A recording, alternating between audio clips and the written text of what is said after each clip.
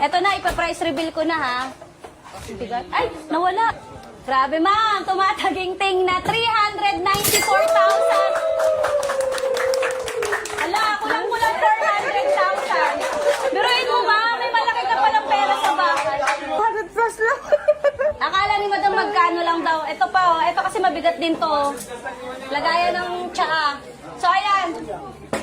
Grabe. Una, ano sabi mo madam kanina? Una, hindi daw to pinapansin sa loob ng bahay. Oo. Ilang taon? Nasa kahon na, 8 years. Nasa 8 kahon years lang. nakatambak, hindi nyo talaga pinapansin siya. So ngayon, dahil trending na ngayon yung mga gantong Kaya silver, ang unang nakita ko ikaw, tapos yung mga iba-ibang vlogger, pero mas record ako sa'yo kasi alam ko na legit siguro. ngayon ma'am, kaya sumisikat kasi yung silver dahil sa mga solar panel. Katulad ngayon, mahal na yung gasolina. So, mas dumadami na yung mga solar panel, yung mga electronic car. So, yan,